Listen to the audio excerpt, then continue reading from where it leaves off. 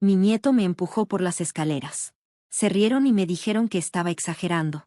2 semanas después, les hice ver su error.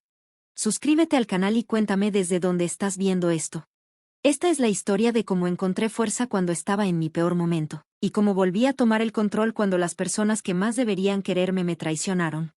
El jarrón de porcelana se hizo pedacitos en el suelo de madera. Los trozos blancos y azules se esparcieron como si fueran confeti. Ese jarrón había pasado por 5 generaciones de mujeres en la familia Matthews. Ahora estaba hecho trizas a los pies de mi nieto de 10 años, Jason. Tenía en la cara esa media sonrisa rara que ya me daba miedo. Ups, dijo con descaro, mirándome como retándome a que dijera algo. Mi hijo Daniel ni siquiera dejó de ver su celular. Es solo un jarrón, mamá, solo un jarrón, me dijo, como si mi abuela hubiera sido solo una inmigrante más que lo trajo desde el otro lado del mar, o como si mi mamá hubiera sido solo una viuda más que se negó a venderlo durante la depresión. Jason necesita límites más claros, dije durante la cena, con la voz más temblorosa de lo que quería. Esto no es normal. Vanessa, mi nuera, dejó su copa de vino con mucho cuidado, como si ya se lo esperara. Otra vez con esto, Ellie, los niños son niños. Ha estado lastimando a los animales del vecindario, insistí. La señora Peterson lo vio tirándole piedras a su gato. Esa vieja necesita lentes, soltó Vanessa, molesta, y tú tienes que dejar de criticar cómo educo a mis hijos. Daniel, como siempre tratando de evitar problemas, sonrió con incomodidad. Mejor disfrutemos la cena. Más tarde esa noche, subí con mi bandeja de té, por la artritis. Cada escalón lo subo con cuidado. Mi casa, que antes era elegante y tranquila, se volvió un campo de batalla desde que Daniel y su familia se mudaron conmigo tras la muerte de Richard hace 5 años. Al llegar al último escalón, vi una figura chiquita salir de entre las sombras. De todos modos, nadie te cree, susurró Jason, con la cara apenas iluminada por la luz del pasillo. Sus ojos brillaban con algo frío y malicioso, demasiado para un niño. Sentí un empujón fuerte en la espalda, no fue un accidente. La bandeja salió volando y yo caí hacia atrás sin poder hacer nada. Cada escalón me golpeaba mientras bajaba rodando. Un crujido horrible me recorrió el brazo cuando se me rompió la muñeca. Mamá, gritó Daniel desde la cocina, corriendo hacia mí. Entre el dolor y las lágrimas logré hablar. Él me empujó, Jason me empujó a propósito. Daniel y Vanessa se miraron. No estaban preocupados, más bien molestos. No exageres, Ellie, suspiró Vanessa. Jason dice que te tropezaste. Ya a tu edad, los accidentes pasan. Vi a Jason asomarse por la esquina, con esa misma media sonrisa. Yo sé lo que pasó, dije, apretando la muñeca rota. Daniel me ayudó a levantarme, pero sin cuidado. Mamá, tal vez ya es momento de pensar en otro lugar para vivir, uno donde tengas atención profesional. Últimamente te has confundido mucho, imaginas cosas. Mientras me llevaban al hospital, una verdad me dolió más que la muñeca. Mi familia no solo no me creía, también estaban en mi contra. Para ellos, yo ya era solo una viejita loca, un estorbo entre ellos y lo que creen que les pertenece. El yeso que me pusieron en la muñeca se sentía como un grillete, un recordatorio de que ya no tenía poder. 2 semanas después del accidente, como ellos lo llamaban, empecé a notar cosas raras en mi cuarto. Mi joyero estaba revuelto, las fotos, movidas, y mi diario, donde escribo mis memorias, ya no estaba en el escritorio, sino en la repisa. No estaba perdiendo la cabeza, me estaban manipulando. ¿Necesitas algo, mamá?, preguntó Daniel desde la puerta, con una vocecita que parecía amable, pero que más bien sonaba a fastidio. Estoy bien, le dije bajito, tragándome la mentira como si fuera veneno. Cuando se fue, vi que había un folleto de asilos medio escondido debajo del periódico de ayer, sutil, pero claramente intencional. Esa misma tarde, le marqué a Beatrice, mi amiga más vieja del vecindario. Tiene 75 años y siempre me ha hecho reír como le encanta la tecnología. Esta vez, su afición me iba a servir de mucho. ¿Creen que me estoy volviendo loca?, le susurré por teléfono, con miedo de que me oyeran en mi propia casa. Beatrice llegó al día siguiente con varias cositas que parecían decoración normal, un reloj antiguo, un sujetalibros, un portarretratos, pero no eran normales. Cada uno tiene una mini cámara, me dijo bajito, emocionada. Mi sobrino trabaja en seguridad. Esa noche pusimos las cámaras en lugares estratégicos, mi cuarto, la sala, la cocina. Me temblaban las manos. no por la edad, sino por lo que sospechaba que iba a descubrir. A la mañana siguiente, revisamos los videos en una tablet que ella misma había configurado. Lo que vimos me dejó helada. Jason entró a mi cuarto de madrugada, como si ya supiera exactamente qué hacer. Fue directo a mi joyero y sacó mis aretes de zafiro, el último regalo que me dio Richard en Navidad, antes de que el cáncer se lo llevara. Pero lo peor vino después, horas más tarde. Vanessa estaba en la cocina mirando los aretes. Los revisó, sonrió y se los guardó. «Qué buenos ojos tienes, mi amor», le dijo a Jason mientras le alborotaba el pelo. «Estos valen por lo menos $1000». Sentí un nudo en el pecho. Durante toda la semana, las cámaras grabaron cómo Jason se metía a mi cuarto una y otra vez, llevándose cosas valiosas y con mucho significado para mí. Daniel derramó, accidentalmente, café sobre mi manuscrito, 40 años de investigación sobre poetas victorianos, arruinados. Vanessa escondió mis medicinas y luego dijo que seguro yo las había perdido. Pero lo más horrible fue el domingo en el brunch con sus amigos. Jason trajo a casa el hámster de su clase para cuidarlo el fin de semana. La cámara del baño lo captó mientras metía al animal al agua, viéndolo como si fuera un experimento. No se le veía maldad, solo una curiosidad fría. Cuando el hámster dejó de moverse, Vanessa lo ayudó a deshacerse del cuerpo. «Le diremos a la maestra que se escapó», dijo como si nada. «Estas cosas pasan». Esa noche los escuché hablar desde el pasillo. Tenía la puerta entreabierta. «Esta casa se puede vender mínimo en 2 millones con este mercado», susurró Vanessa. «Y si sumamos lo que queda de sus ahorros, las inversiones y el fondo universitario de Jason, son como $350,000, dijo Daniel. «En un asilo no va a necesitar nada», concluyó Vanessa. Cerré los ojos, y por primera vez en semanas, no sentí miedo. En ese momento, la vieja Ellie Matthews, viuda, profesora jubilada, madre y abuela, dejó de existir. Y en su lugar, nació alguien nuevo, alguien que ya no tenía nada que perder. «¿Todavía le duele la muñeca?», preguntó el doctor Seldon mientras revisaba cómo iba sanando. «El dolor físico se aguanta», respondí con cuidado. Algo en mi voz lo hizo detenerse. Era joven para ser doctor, tal vez de unos 40 años, y tenía una mirada que parecía ver todo, como si nada se le escapara. «¿Todo está bien en casa, señora Matthews?».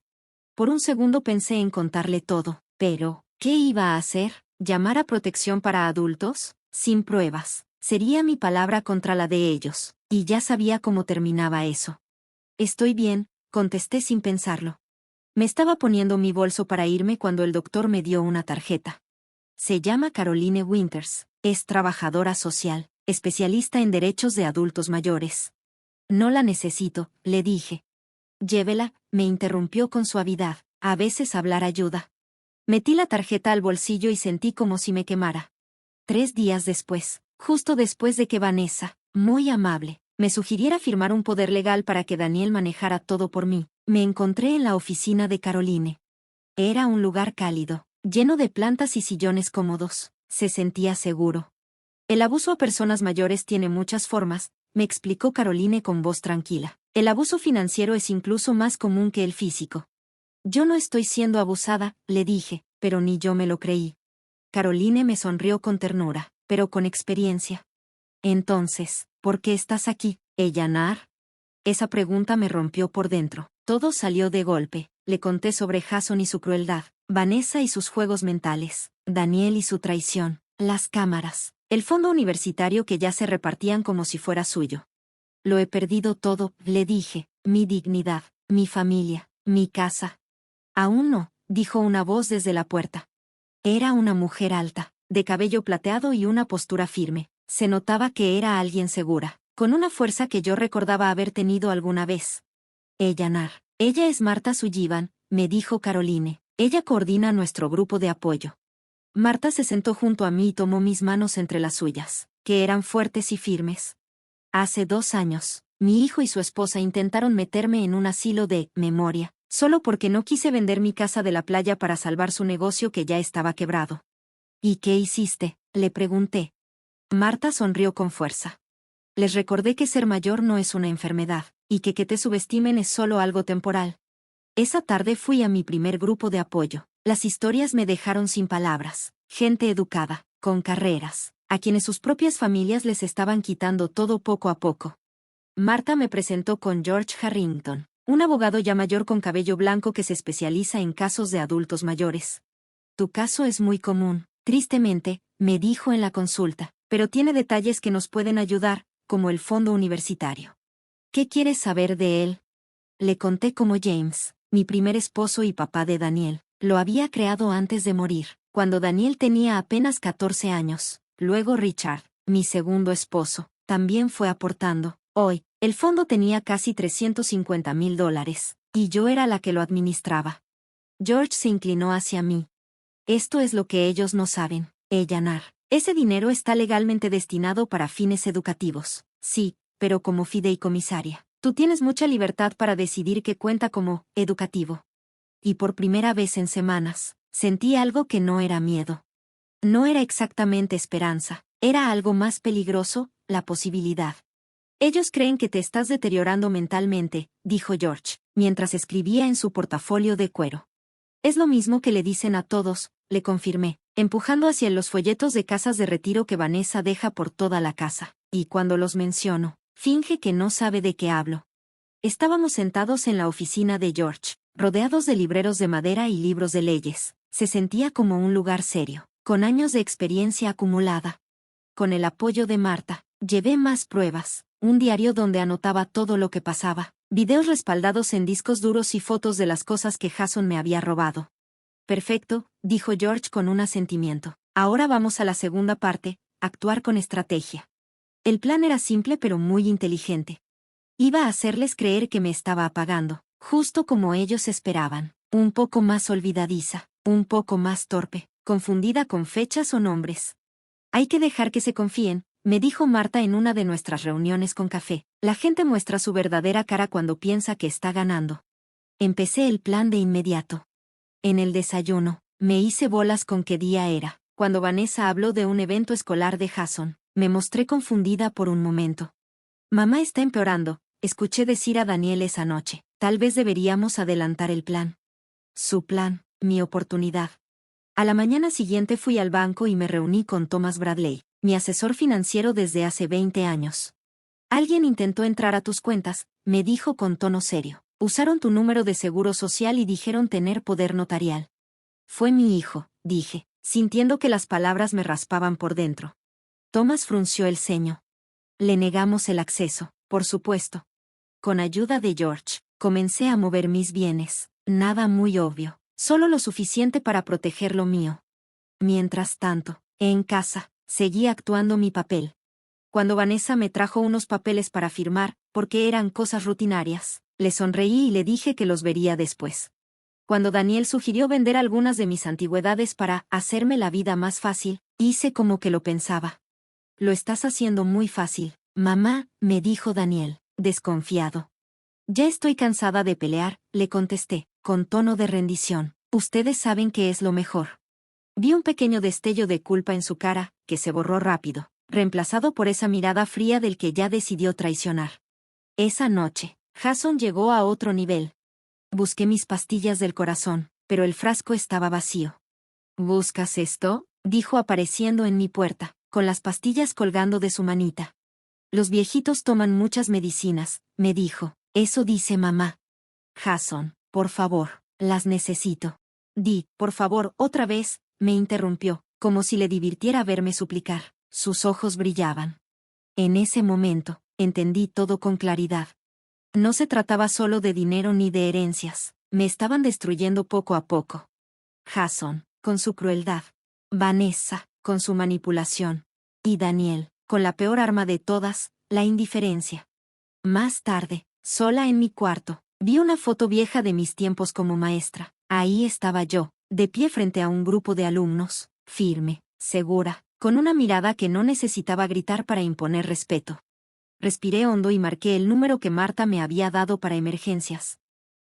Ya es hora, dije con calma. Se están acelerando las cosas. Estamos listas, respondió Marta. La pregunta es, ¿tú estás lista, abuela? ¿Cuándo te vas a morir?, preguntó Jason en el desayuno, como si estuviera pidiendo más jugo de naranja. La cocina se quedó en silencio. Dejé mi taza de té con cuidado. Hasta Daniel se notó incómodo por un momento. Jason lo regañó sin muchas ganas. Eso no se dice, agregó Vanessa con una sonrisa ligera mientras untaba mantequilla en su pan. Solo tiene curiosidad. Daniel, los niños son así, se preguntan cosas de la vida y la muerte. Le sonreí a mi nieto, recordando todo lo que George y Marta me habían enseñado sobre cómo actuar en estas situaciones.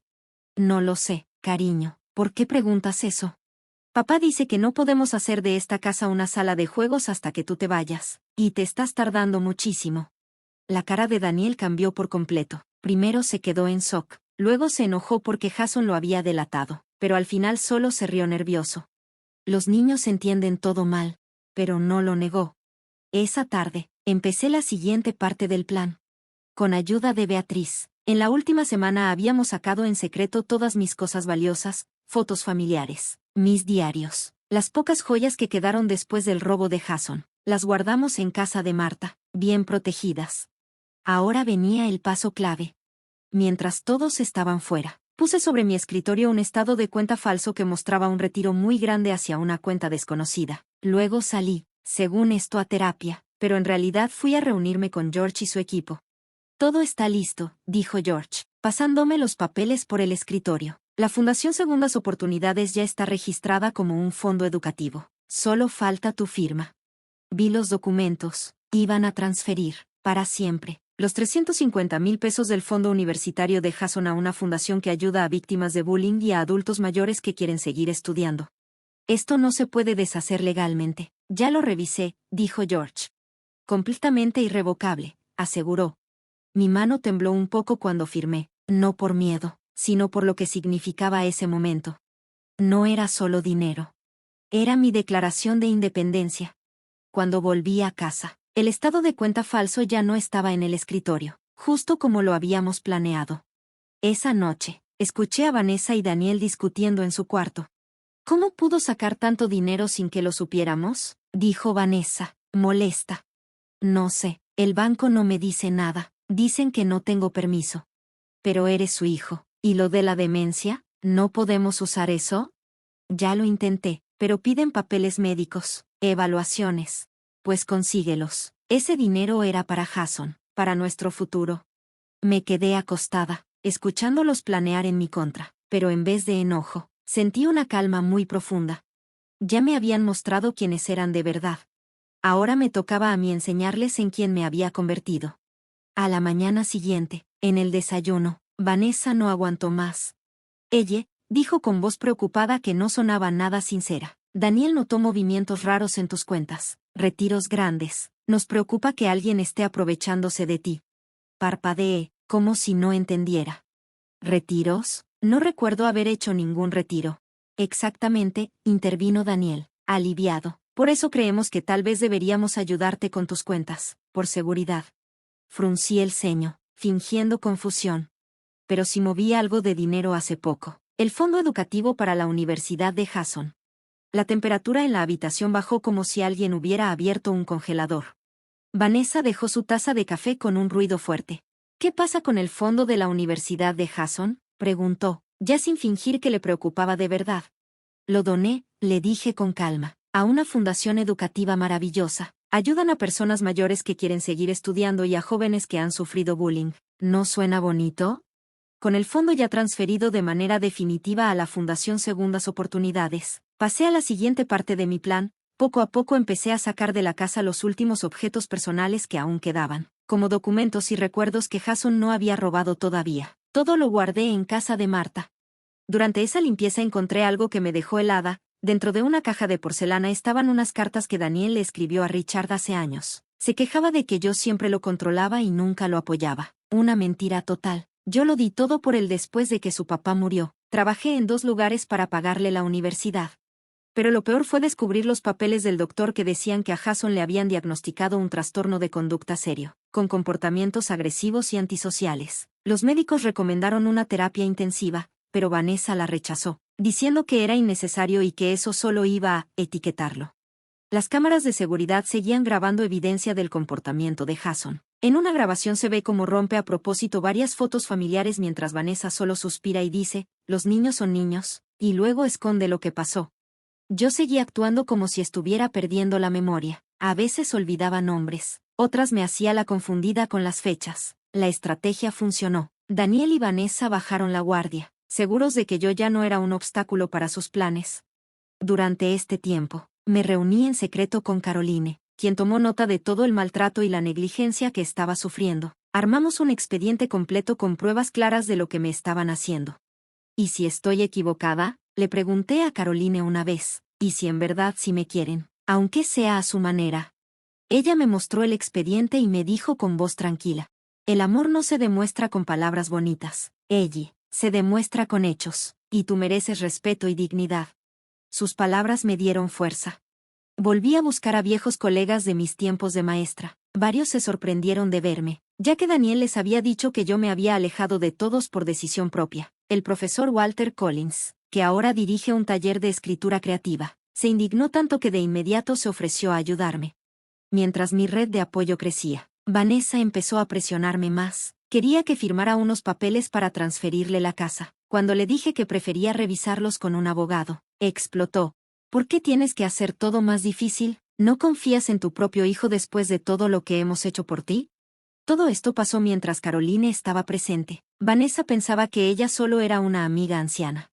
Con testigo presente, por fin le contesté con tranquilidad.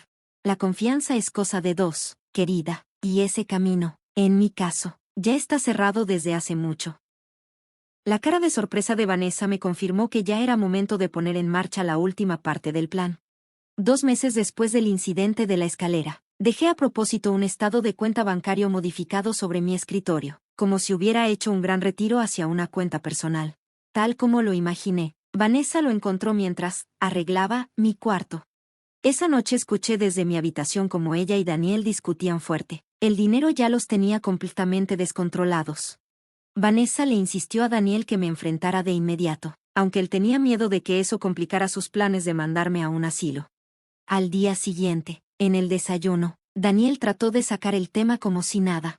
Mamá, vi que hiciste unos movimientos en tus cuentas. ¿Segura que no quieres que te ayude a manejar tu dinero? Lo miré confundida. ¿Movimientos? ¿Qué dices, hijo? No recuerdo haber hecho nada raro. En los días siguientes, los vi más nerviosos. Hacían llamadas todo el tiempo, desesperados, claramente buscando el dinero. Su actitud me confirmó lo que ya imaginaba. Habían estado revisando mis cuentas sin mi permiso. Al final, durante una cena tensa, Vanessa ya no pudo aguantar más. Ellie, ¿qué hiciste con el dinero del fondo para la Universidad de Jason? El banco dice que lo sacaste todo. Los miré con cara de no entender.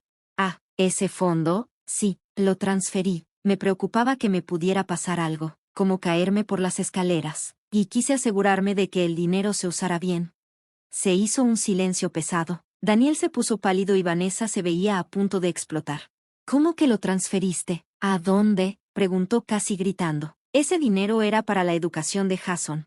Y todavía es para educación, le respondí tranquila, pero no solo para él. La Fundación Segundas Oportunidades va a ayudar a muchos jóvenes que de verdad lo necesitan, sobre todo a los que han sufrido acoso o quieren terminar sus estudios. Su reacción fue inmediata. Vanessa empezó a gritar acusaciones. Daniel iba y venía entre enojarse y tratar de manipularme. Y Jason, atrapado entre ellos, por fin enseñó quién era realmente. Lo arruinaste todo, vieja estúpida, gritó. Ese dinero era mío. Me quedé parada, mirándolos a los tres con calma. No, no era tu dinero. Era un regalo, una oportunidad, pero la perdiste por cómo te has portado. Y luego, con una sonrisa leve, les dije, con permiso, tengo que hacer una maleta. Los dejé ahí parados, en shock, y me fui a mi cuarto, donde ya tenía lista una pequeña maleta. La primera parte de mi plan había terminado.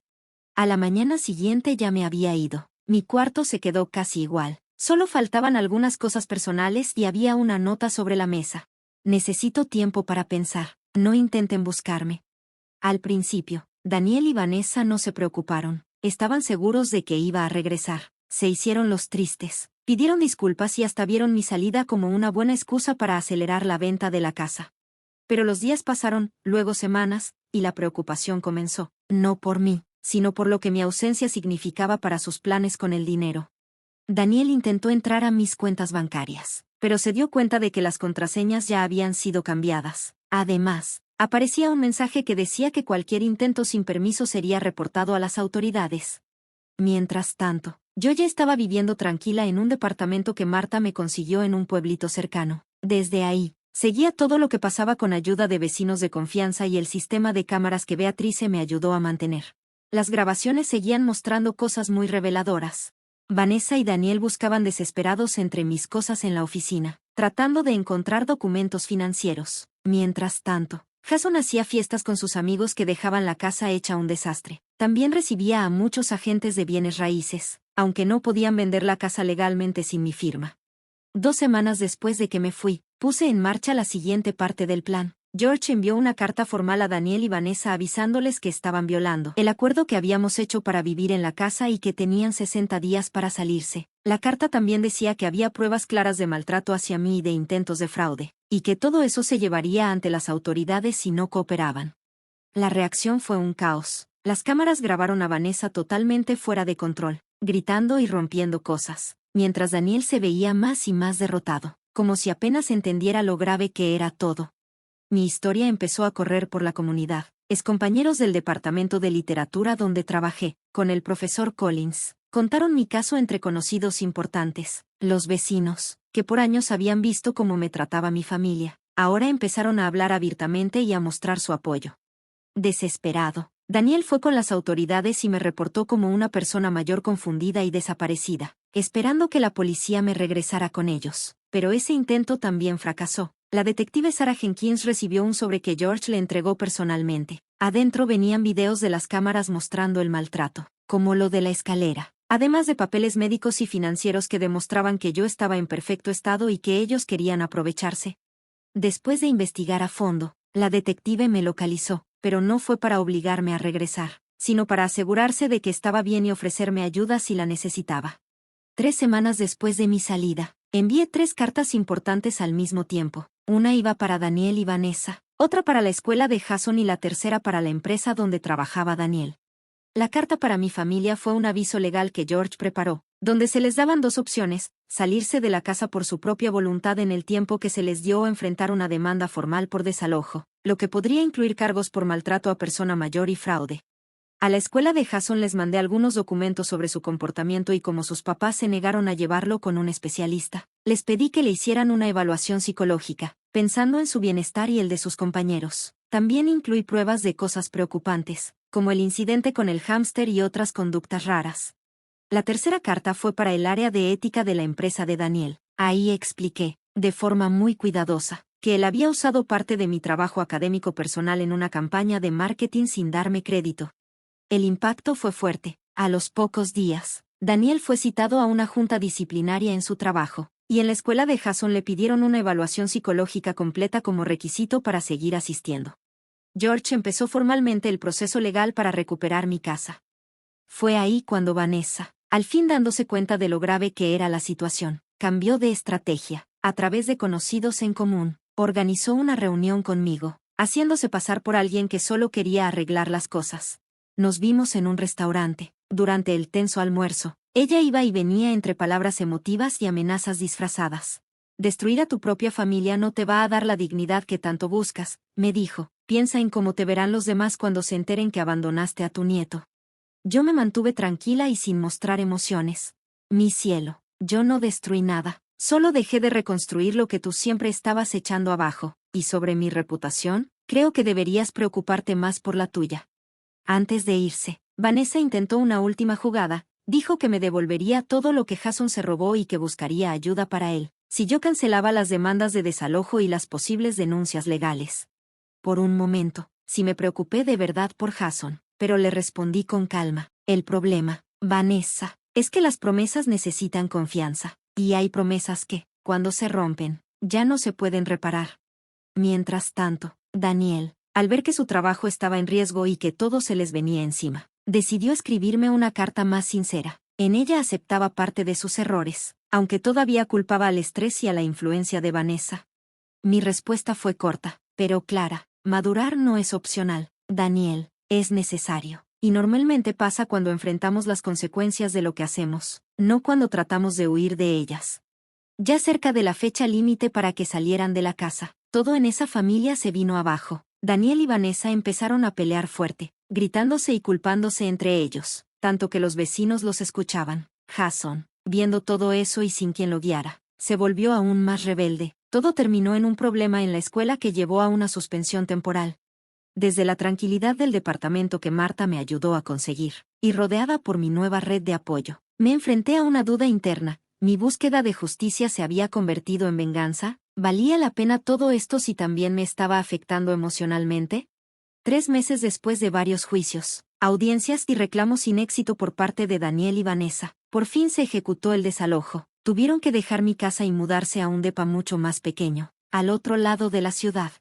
La vergüenza fue dura, sobre todo para Vanessa. Su negocio de bienes raíces se vino abajo cuando la historia empezó a circular entre gente de alto nivel. Daniel, enfrentando problemas en su trabajo y un matrimonio que ya no daba para más, decidió por fin ir a terapia. Ahí comenzó a entender que muchos de sus problemas venían desde la infancia, no por mis errores, como él siempre había dicho, sino por su propia falta de límites y responsabilidad.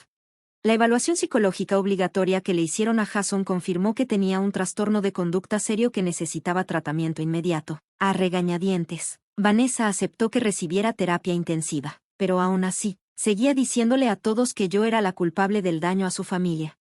Cuando recuperé mi casa, sentí muchas emociones encontradas al caminar por los cuartos vacíos. Gané la batalla, sí, pero la victoria se sentía vacía. Había recuperado mi libertad y dignidad, pero el costo fue perder para siempre la relación con mi hijo y mi nieto.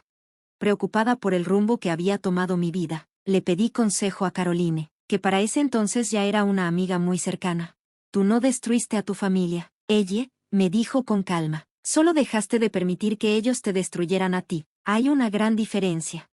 En medio de esa etapa de reflexión, un día recibí una carta inesperada de Jason. La había escrito con ayuda de su terapeuta. Era una disculpa, un poco tímida, por lo que hizo con la escalera y por las cosas que me robó. No fue una reconciliación completa, pero fue la primera señal de que quizá algo bueno podía salir de todo esto. Junto con la carta, me regresó algunas joyas que se había llevado, incluyendo un collar de perlas que había sido de mi mamá. Ese detalle me recordó que no todo estaba perdido. Animada por ese pequeño avance, enfoqué mi energía en la Fundación Segundas Oportunidades. Junto con el profesor Collins y otros excompañeros de trabajo, empezamos a crear programas especiales para niños con problemas de conducta y también para personas mayores que sufren abuso por parte de su familia. Mi historia, con los detalles personales protegidos, se convirtió en un ejemplo en un curso de ética de la universidad local. Un día me invitaron a dar una charla como experta en el tema, y fue ahí donde descubrí algo nuevo que me daba sentido: enseñar a los jóvenes profesionales a identificar el abuso hacia los adultos mayores y defender su derecho a vivir con dignidad. En una de esas conferencias, noté una figura conocida al fondo del salón. Era Daniel. Estaba ahí, callado, observando. No se acercó ni dijo nada, y yo tampoco lo mencioné, pero su presencia me hizo pensar que tal vez estaba empezando a entender todo. Mientras eso pasaba, la salud de Marta empeoró de pronto y la internaron con un diagnóstico delicado. Todos los días estuve a su lado, regresándole el cariño y apoyo que ella me dio cuando más lo necesitaba. En ese ambiente hospitalario, rodeada por la fragilidad de la vida, empecé a pensar en lo que realmente significa el perdón, no como algo que se le da a quien te lastimó, sino como una manera de liberarte tú misma. 6 meses después del desalojo, mi vida ya tenía un nuevo ritmo. La casa, que antes era un lugar lleno de conflictos, fue renovada y ahora reflejaba quién soy y lo que necesito. Convertí una de las recámaras en un estudio donde por fin retomé el manuscrito que Jason había arruinado. La Fundación Segundas Oportunidades crecía cada vez más. Ya habíamos entregado las primeras 10 becas. Sentía una satisfacción profunda al apoyar a jóvenes que habían sufrido traumas y a personas mayores que buscaban comenzar de nuevo. Me identificaba con ambos grupos. Una tarde, el alcalde Thompson me entregó el premio de liderazgo comunitario de la Fundación Maxwell. Por su servicio distinguido a la comunidad, decía el reconocimiento, por crear oportunidades educativas para personas vulnerables a través de la Fundación Segundas Oportunidades. Los flashes de las cámaras se encendieron cuando recibí el trofeo de cristal. Era el primer reconocimiento público desde que comencé la fundación, 9 meses atrás. Y no pude evitar notar la ironía del momento, de ser tratada como una anciana confundida. Ahora estaba siendo aplaudida por la élite académica de Boston. Entre el público estaban las personas que ahora eran mi nueva familia: Marta, elegante con un vestido azul medianoche; Caroline, con una sonrisa llena de orgullo, George y su esposa, asintiendo con aprobación, Beatriz, limpiándose las lágrimas, y el profesor Collins, levantando el pulgar. Una familia que yo había escogido, no la que me tocó por sangre. Gracias, dije al empezar mi discurso de aceptación. Las segundas oportunidades no solo son para tener nuevas chances, también son para recuperar tu propia historia, cuando otros han querido escribir el final por ti. Mientras hablaba sobre darle poder a los adultos mayores y la importancia de la educación, vi movimiento atrás del salón. Daniel entró caminando despacio y se quedó parado, medio incómodo, pegado a la pared. Nos miramos rápido, y yo seguí con mi discurso. Después de la ceremonia, entre saludos y fotos, se acercó con timidez. Fue un discurso maravilloso, mamá. Gracias por venir, le dije, sorprendida de verlo ahí. ¿Cómo está Jason? Su cara se puso seria. Está luchando. El programa de terapia intensiva le está ayudando, pero los doctores dicen que su caso es complicado. Años de dejarlo hacer lo que quería lo empeoraron. ¿Y tú? ¿Cómo te va en el trabajo? Pregunté, de verdad preocupada. Mejor. Ya resolvieron el caso de la investigación ética. Ahora tengo que tomar un curso sobre responsabilidad en la empresa, pero conservé mi puesto. Hizo una pausa incómoda. Mamá, he estado pensando en lo que dijiste sobre que la confianza es difícil de recuperar. Me gustaría intentarlo, si tú quieres. Antes de que pudiera contestar, Marta apareció a mi lado, protectora como siempre. Ner, los donantes de la fundación te están esperando. Este es mi hijo. Daniel, ellos son Marta Sullivan, mi amiga más cercana, lo presenté. Marta lo miró fija y sin rodeos. Entonces tú eres el hijo que no creyó que su mamá fue empujada por las escaleras. Daniel se puso rojo, pero le contestó directo a los ojos. Sí, estoy tratando de arreglar ese y muchos otros errores. Cuando Marta se fue, Daniel suspiró fuerte. Tus amigos son increíbles. Me cuidaron cuando más los necesitaba, respondí simple. Después Daniel me contó algo que no esperaba. Le pedí el divorcio a Vanessa, ya se terminó el mes pasado. Lo siento, dije sin pensar. No tienes por qué, me dijo, ya era hora. Después de que todo salió a la luz, me di cuenta de que había dejado que ella juzgara por mí, como la traicioné solo para evitar problemas. ¿Y Jason? ¿Qué pasó con la custodia? Yo tengo la custodia principal. Para Vanessa siempre fue más importante su carrera. Lo ve solo 2 fines de semana cuando le queda tiempo. En su voz sentí tristeza más profunda de lo que esperaba. Tal vez, como yo, había sido manipulado sin darse cuenta. La fundación nos recomendó al doctor Winters, del Hospital de Niños en Boston, siguió Daniel. Ella es la que está a cargo del diagnóstico de Jason. Por primera vez siento que estamos recibiendo ayuda de verdad y no solo excusas. Me alegra, le dije con sinceridad. ¿Considerarías juntarte con él, en terapia, con su doctor presente? Preguntó, como esperando que dijera que no. El doctor Winters cree que podría ser bueno para Jason que arreglemos nuestros errores, aunque sea en un ambiente controlado. Sentí un choque de emociones. La abuela que ama a un niño con problemas, contra la mujer que fue empujada por las escaleras a propósito. Lo pensaré, respondí al final, que el doctor Winters me contacte directamente. Cuando Daniel ya iba a irse, regresó con una honestidad que no esperaba. Estoy orgullosa de lo que has logrado, mamá, la fundación, todo lo que haces por defender a otros. Papá también estaría orgulloso. Los dos, mencionar a James y Richard, los 2 hombres que amé y perdí, me tocó algo muy profundo. No es exactamente perdón, pero sí algo parecido, como una posibilidad. La lluvia golpeaba las ventanas del consultorio de la doctora Winters mientras yo esperaba, con las manos entrelazadas para esconder que temblaba. 3 meses de preparación cuidadosa me habían llevado a este momento, mi primera reunión supervisada con Jason desde el problema que tuvimos. La doctora Rebecca Winters, una mujer tranquila de unos 50 años, con mirada amable y muy sensata, me había preparado bien para lo que iba a pasar. Jason ha mejorado, me dijo en nuestra consulta antes, pero esto apenas empieza. Está empezando a sentir empatía, pero para él todavía es algo más de cabeza que de corazón. De repente la puerta se abrió y Daniel entró primero, asintiendo con la cabeza para animar a alguien que venía detrás. Era Jason, más alto de lo que recordaba, con la cara más delgada y los ojos cansados. A sus casi 11 años estaba en esa edad difícil, justo cuando empiezas a ser adolescente, un tiempo peligroso donde la mala actitud puede cambiar o hacerse peor. Hola, abuela, dijo formal. usando el título que le recomendó la doctora Winters, en vez de decirme, abue. Hola, Jason, contesté, con la voz más fuerte de lo que esperaba.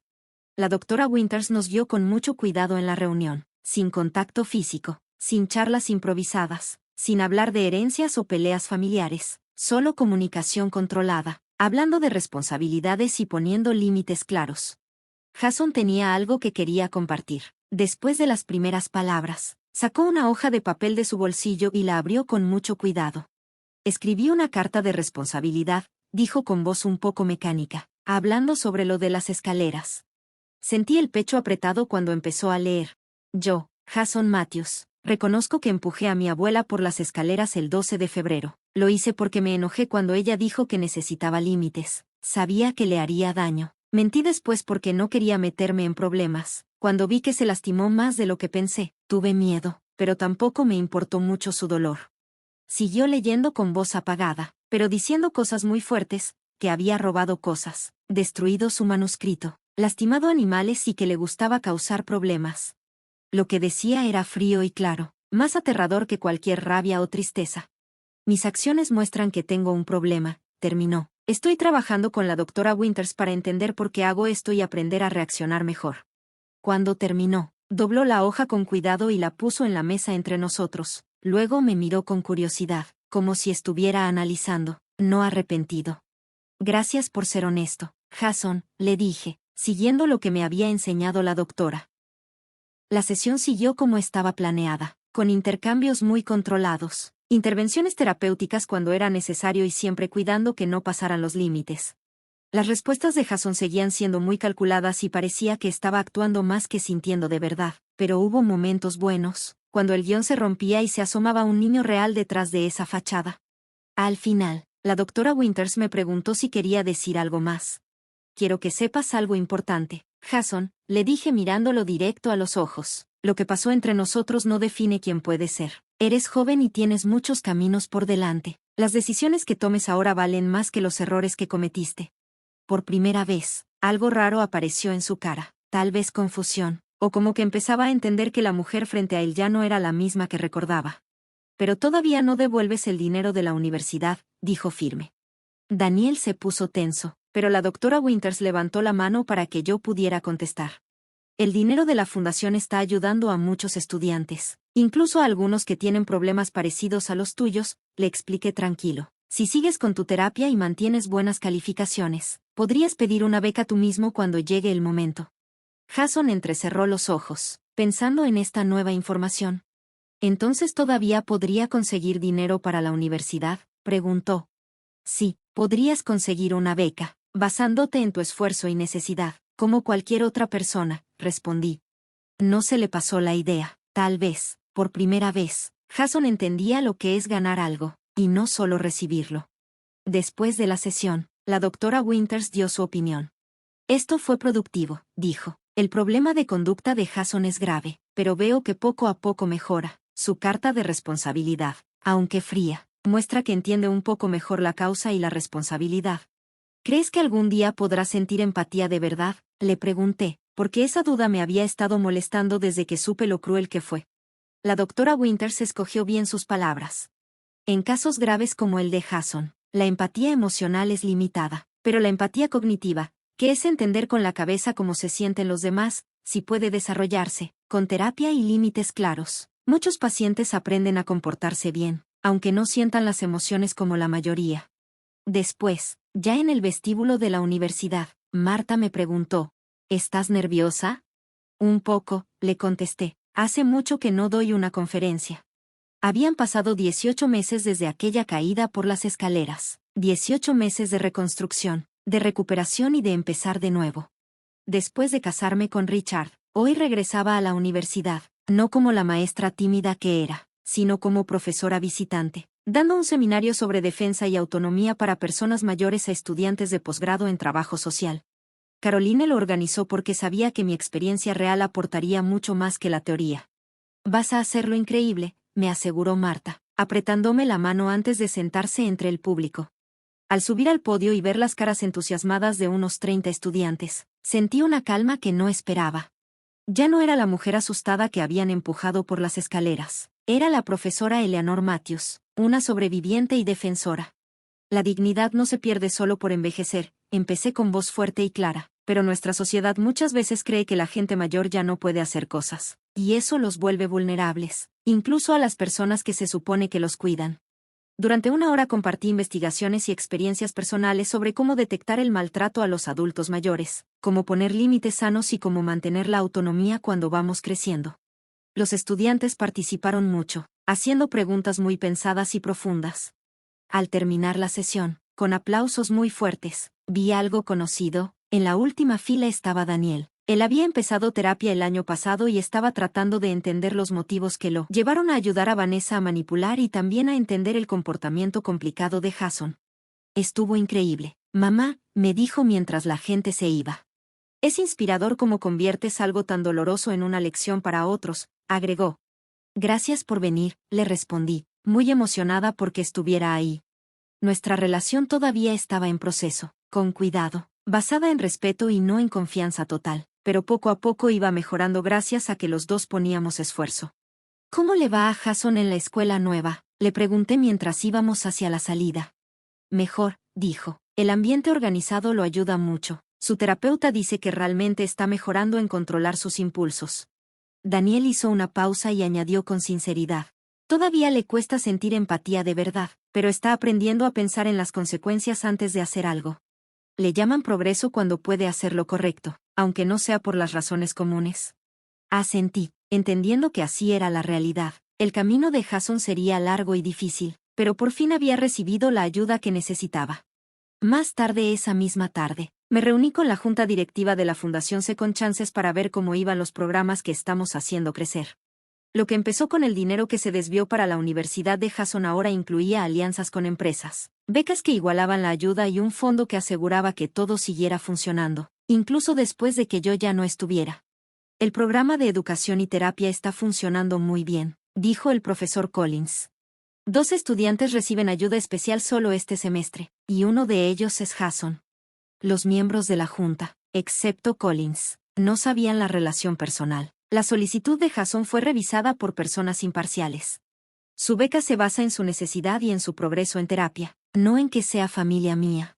Esa noche, Marta organizó una cena pequeña para celebrar mi exitosa conferencia y los logros de la fundación. Mi familia elegida se juntó alrededor de su mesa, Caroline, Beatrice, George y su esposa, el profesor Collins y varios amigos nuevos que conocí por mi trabajo. Por Eleanor, brindó Marta, levantando su copa, quien nos recuerda que nuestra tercera etapa en la vida puede ser la más fuerte y poderosa. Mientras todos seguían platicando a mi alrededor, yo pensaba en todo lo que había vivido en estos últimos 18 meses. El camino de ser víctima a ser vencedora no fue nada fácil ni directo. Todavía tenía heridas, tanto en el cuerpo como en el corazón. La confianza seguía siendo algo muy preciado, que daba con cuidado y no a cualquiera. Pero la mujer que salió de todo eso era más fuerte que la que había caído. Más lista para entender a los demás, más segura para poner límites y más firme en lo que hacía. Más tarde esa noche, sola en mi casa, que ahora era realmente mía otra vez en todos los sentidos, me quedé parada junto a la ventana de mi cuarto. Miraba el jardín que volví a sembrar después de que ellos se fueron. Los bulbos de primavera estaban asomando, sus brotes tiernos salían del suelo frío, buscando la luz del sol y la esperanza. A mis 75 años, por fin aprendí algo que nunca entendí antes. La validación no viene de que otros te aprueben, sino de respetar tu propia verdad, que la familia se puede elegir y no solo es la que te toca. Que poner límites no es ser egoísta, sino necesario, y que a veces el acto de amor más grande es simplemente decir, no más. Eleanor Matthews, le susurré a mi reflejo, estás justo donde debes estar. Y por primera vez en mucho tiempo, por primera vez que recuerdo, sentí que eso era completamente cierto y sin duda alguna. Gracias por escuchar. No olvides suscribirte y si quieres, comparte tu historia en los comentarios. Tu voz importa.